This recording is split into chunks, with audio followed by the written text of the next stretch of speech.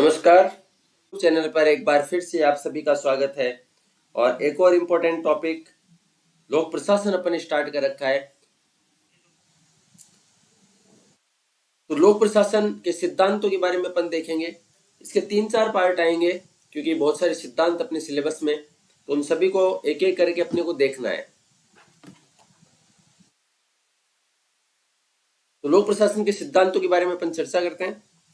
शास्त्रीय विचारकों का शास्त्रीय सिद्धांत में योगदान। शास्त्रीय यानी परंपरागत बोल सकते हैं अपन। जैसे अपन ने पॉलिटिकल साइंस में पढ़ा है कि परंपरागत राजनीति विज्ञान, आधुनिक राजनीति विज्ञान और परंपरागत राजनीति विज्ञान को शास्त्रीय राजनीति विज्ञान भी कहा जाता है, क्योंकि इंग्लिश में इसके लिए जो वर्ड आता है वो है क्लासिकल। अपन सबसे पहले हेनरी फेयल 14 सिद्धांत बताता है, इनको अपन बाद में देखेंगे। सबसे पहले अपन ये देखते हैं कि अपने सिलेबस में कौन कौन से सिद्धांत हैं और कौन कौन से सिद्धांत अपने को पढ़ने हैं, ये अपन देखते हैं। सबसे पहले देखो, शास्त्रीय सिद्धांत, मानव संबंध उपागम और इनके बीच में वैज्ञानिक प्रबंधन। नाम अपने को पता होना चाहिए। फिर इनके थिंकर, क्योंकि पब्लिक एडमिनिस्ट्रेशन अपन एमए फाइनल में आकर के पढ़ते हैं, ज्यादातर यूनिवर्सिटी में इनका पार्ट नहीं होता है। नौकरशाही उपागम, संरचनात्मक प्रकार्यात्मक उपागम। एक संरचनात्मक प्रकार्यात्मक उपागम अपन ने पढ़ा था पॉलिटिकल साइंस में, जहां पर आमंड पावेल संरचनात्मक प्रकार्यात्मक उपागम की बात करते हैं। तो इनके ये सिद्धांत अपने सिलेबस में है। एक ये व्यवस्था सिद्धांत जो अपने सिलेबस में लिखा हुआ है हिंदी में, प्रणाली सिद्धांत, तो ये सिस्टम थ्योरी है, इसको भी अपन यहाँ पर देखेंगे। अब जब अपने को ये पता चल गया है कि कौन कौन से सिद्धांत अपने को पढ़ने हैं, तो इनके थिंकर्स के नाम अपने को याद होने चाहिए। पहली चीज ये है कि किसने कौन सा सिद्धांत दिया है।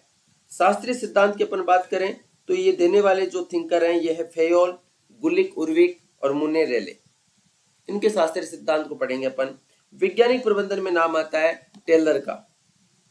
टेलर सबसे महत्वपूर्ण व्यक्ति है। टेलर के बारे में अपन पढ़ेंगे। गाल्ब्रेथ और ग्रांट नहीं भी याद हो तो भी कोई बात नहीं है, लेकिन टेलर ने वैज्ञानिक प्रबंधन सिद्धांत दिया है, इसको अपन डिटेल में देखेंगे। बहुत ही इंपॉर्टेंट विचारक है एल्टन मेयो। एल्टन मेयो मानव संबंध उपागम की बात करते हैं। व्यवहारवादी उपागम, इससे जुड़े थिंकर हैं साइमन और बर्नार्ड। नौकरशाही उपागम में तो अपन पॉलिटिकल साइंस में भी मैक्स वेबर का नाम सुना है। मैक्स वेबर को पढ़ते हैं, मैक्स वेबर की सत्ता की अवधारणा पढ़ते हैं। इन्होंने नौकरशाही से जुड़े हैं मैक्स वेबर, तो इनको अपन देखेंगे डिटेल में।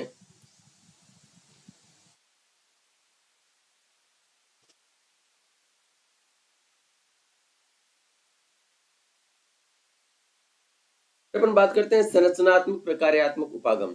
संरचनात्मक प्रकार्यात्मक उपागम से डायरेक्टली तो यदि कोई विचारक जुड़ा हुआ है पॉलिटिकल साइंस में जिसको अपन पढ़ते हैं वो आमंड पावेल है, लेकिन यहाँ पर जो इससे जुड़े हुए हैं ये है रिक्स, आमंड और डेविड एप्टर। ये जो मार्क्स लिखा हुआ है नौकरशाही सिद्धांत में, ये अपना जो पॉलिटिकल साइंस वाला कार्ल मार्क्स नहीं है, ये एमएफ मार्क्स है।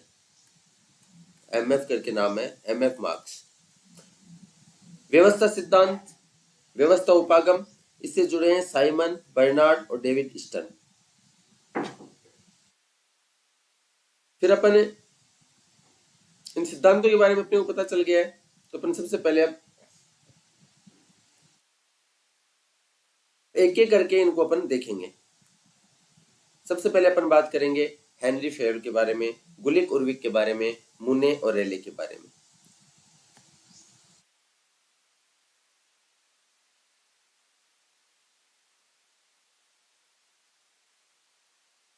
ठीक है, तो सबसे पहले अपन देखेंगे हेनरी फेयर के बारे में। शास्त्रीय सिद्धांत से जुड़ी है हेनरी फेयर, गुलिक उर्विक और मुने रेले। नाम याद होने चाहिए अपने को। हेनरी फेयर के बारे में देखते हैं क्या योगदान है। देखो, एक तो अपने को ये ध्यान रखना है कि ये सारे के सारे मैनेजर रहे हैं कंपनियों में, प्रबंधक रहे हैं कंपनियों के अंदर। ठीक है, जिन्होंने जैसे आज एमबीए का कोर्स होता है, आप ये समझ के चलिए कि उन्होंने एक तरीके की एमबीए कर रखी है, तो कंपनियों के संदर्भ में ये अध्ययन करते हैं। ये जो प्रशासन बता रहे हैं ये कंपनियों के प्रबंधन के बारे में बता रहे हैं। हेनरी फेयर का क्या योगदान है। हेनरी फेयोल लोक प्रशासन और निजी प्रशासन को समान मानता है, दोनों को अलग अलग नहीं मानता है। औद्योगिक उपक्रम की गतिविधियां, कंपनियों में क्या क्या गतिविधियां होती है, कौन कौन से काम होते हैं, कौन कौन से डिपार्टमेंट होते हैं। तो आप देखते हैं कि एक तकनीकी काम होते हैं, वाणिज्यिक काम होते हैं जहां पे वस्तुओं का क्रय विक्रय किया जाता है, सुरक्षा जैसी गतिविधियां होती हैं, वित्तीय गतिविधियां होती है, लेखांकन गतिविधियां होती है, प्रबंधकीय गतिविधियां होती हैं। तो कैसा भी संगठन हो, चाहे आज एडमिनिस्ट्रेशन में आओ, प्रशासन में आओ, यही काम होते हैं। ठीक है, तो अलग अलग डिपार्टमेंट होते हैं कंपनियों में। आप देखते हैं आईटी डिपार्टमेंट अलग है, टेक्नोलॉजी डिपार्टमेंट अलग है, फाइनेंस डिपार्टमेंट अलग होता है, अकाउंट्स डिपार्टमेंट अलग होता है। इसी तरीके से समझा रहा है कि औद्योगिक उपक्रम में बहुत सारी गतिविधियां होती हैं, अलग अलग गतिविधियां होती हैं। ये शॉर्ट में बनाया है TCS/FAM, टेक्नोलॉजी, कॉमर्शियल, सुरक्षा, सिक्योरिटी, फाइनेंशियल, अकाउंट्स और मैनेजमेंट। तो TCS/FM की गतिविधियां होती हैं। संगठन के 14 सिद्धांत बताते हैं हेनरी फेयोल। सीधा सीधा प्रश्न ये पूछा जाता है, हेनरी फेयोल ने संगठन के कितने सिद्धांत बताए हैं, या संगठन के 14 सिद्धांत किसने बताए हैं? हेनरी फेयोल ने बताए हैं। बस इतना ही अपने को पूछा जाता है। ये सारे नाम याद रखने की अपने को कहीं भी जरूरत नहीं है, कहीं नहीं पूछता है अपनी एग्जाम में। हाँ, यदि आपका सब्जेक्ट है पब्लिक एडमिनिस्ट्रेशन तो आपको याद करने हैं, नहीं तो आपको याद करने की कोई जरूरत नहीं है। ठीक है, ये 14 सिद्धांतों के नाम यहाँ पर लिखे गए हैं।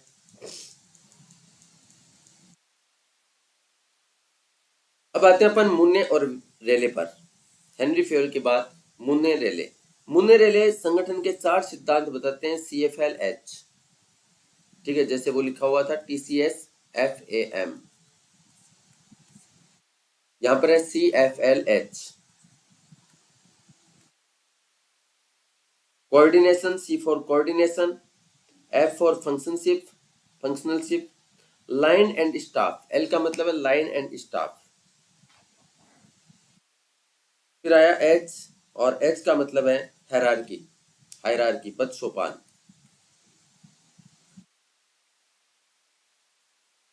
तो ये 4 सिद्धांत बताते हैं मुन्ने रेले संगठन के। समन्वय, मुन्ने रेले मानते हैं कि संगठन का पहला सिद्धांत है समन्वय, कोऑर्डिनेशन होना चाहिए। कोऑर्डिनेशन किसमें? कंपनियों में एक तरफ होते हैं प्रबंधन और दूसरी तरफ होते हैं कार्मिक।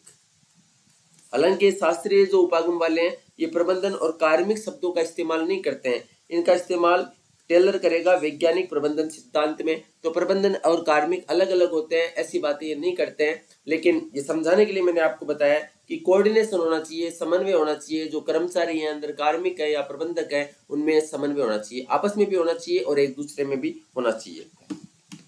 प्रकार्यात्मकता का मतलब है, नाम से पता चल रहा है कि सभी का अलग अलग कार्य विभाजन होना चाहिए, कार्यों का विभाजन होना चाहिए। थर्ड है लाइन और स्टाफ, इसको आप इंपोर्टेंट लगा सकते हो। लाइन और स्टाफ का मतलब पूछा गया है स्टेटमेंट में, कई बार पूछा गया है यूजीसी नेट के एग्जाम में। लाइन एजेंसियां वे एजेंसियां होती हैं जो संगठन से संबंधित महत्वपूर्ण निर्णय लेती हैं, समय समय पर स्टाफ को आदेश देती हैं। तो लाइन एजेंसियां महत्वपूर्ण निर्णय लेती हैं, ऐसी एजेंसियां हैं। जबकि स्टाफ एजेंसियां कौन सी हैं? जो लाइन एजेंसी को निर्णय लेने में सहायता देती है। तो लाइन एजेंसी को निर्णय लेने में सहायता देती है, वो तो स्टाफ एजेंसी है। और लाइन एजेंसी वो है जो संगठन से संबंधित महत्वपूर्ण निर्णय लेती है। तो ये लाइन एजेंसी और स्टाफ एजेंसी की बात करते हैं मुन्ने और रेले। चौथा सिद्धांत है पद सोपान। मुन्ने रेले ने पद सोपान को स्केलर प्रोसेस कहा है। तो देखो,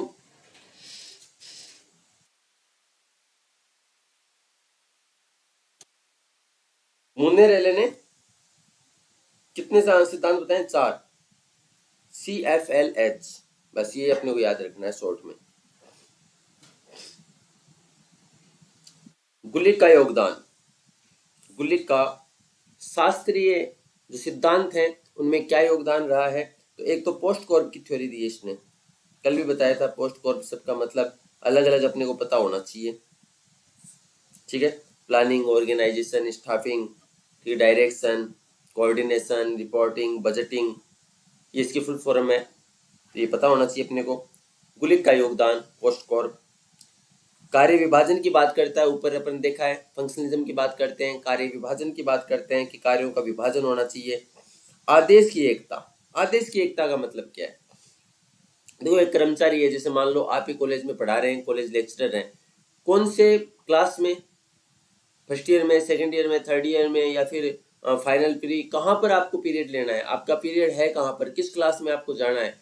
यदि एक ही व्यक्ति से आपको पता चलेगा तो आपको पता चलेगा हाँ भाई इस क्लास में मेरे मुझे जाना है, मुझे अपना जो पॉलिटिकल साइंस है वो पढ़ानी है यहाँ पर।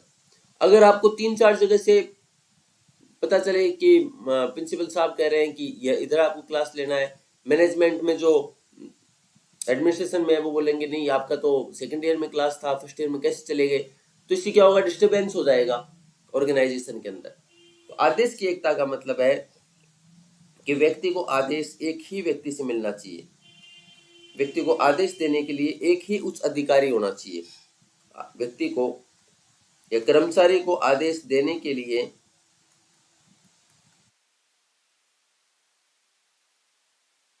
एक ही अधिकारी होना चाहिए। ठीक है, अलग अलग जगह से आदेश नहीं होना चाहिए, आदेश में एकता होनी चाहिए। अलग अलग आदेश भी मिल रहे हैं तो उसमें एकता होनी चाहिए कि नहीं आपका फर्स्ट ईयर में क्लास था। लाइन और स्टाफ, ऊपर अपन ने समझा है लाइन स्टाफ को। नियंत्रण का क्षेत्र, कंट्रोलिंग होना चाहिए। विकेंद्रीकरण होना चाहिए, डिसेंट्रलाइजेशन होना चाहिए। प्रत्यायोजन होना चाहिए, डेलीगेशन। ये सारे योगदान ये जो यहाँ पर है ये किसके ऊपर पढ़ रहे हैं अपन, गुलिक का योगदान है। शास्त्रीय लोक प्रशासन के सिद्धांतों में समितियों द्वारा समन्वय, सचेत समन्वय, पद सोपान द्वारा समन्वय होना चाहिए, विभागीयकरण के आधार पर।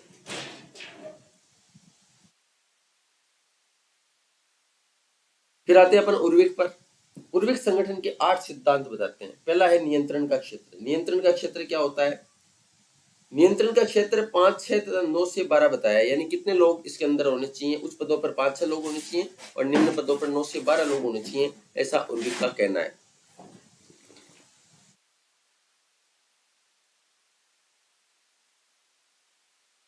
पद सोपान का सिद्धांत, पद सोपानी व्यवस्था होनी चाहिए। सब अपन आगे देखेंगे, नोट्स में सारे लिखे हुए, डिटेल में लिखे हुए हैं। अभी केवल ये पॉइंट है कि आपको एक बात समझ में आए कि ये शब्द आपने सुन लिए हैं। विशेषज्ञता का सिद्धांत, कार्य विभाजन होना चाहिए और विशेषज्ञ लोग होने चाहिए। ऐसा नहीं कि फाइनेंस वाला बजट में बजट को संभाल रहा है, बजट वाला अकाउंट्स को संभाल रहा है, ऐसा नहीं होना चाहिए। आईटी वाले को आईटी में बैठाया जाए, आईटी का काम वही कर सकता है जो आईटी स्पेशलिस्ट होगा। परिभाषा का सिद्धांत, यानी प्रत्येक कार्य का स्पष्ट विवरण होना चाहिए। उत्तरदायित्व का सिद्धांत, उर्विक के अनुसार उच्च अधिकारी का उत्तरदायित्व है कि वह संगठन में अधीनस्थों से कार्य करवाए। उद्देश्य का सिद्धांत क्या है? प्रत्येक संगठन को किसी उद्देश्य की अभिव्यक्ति होना चाहिए, अर्थात प्रत्येक संगठन किसी न किसी लक्ष्य को लेकर बनाया जाता है।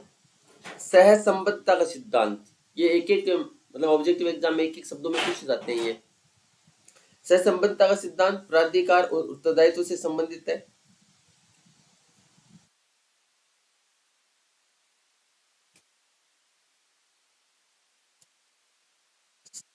कुल मिलाकर के अपने जो उर्वेक, गुलेक, मुने, रिले के शास्त्रीय सिद्धांत को पढ़ा है, इस शास्त्रीय उपागम की क्या विशेषताएं हैं, यदि अपने कंक्लूजन निकाले तो इसकी विशेषताओं को देखते हैं अपन।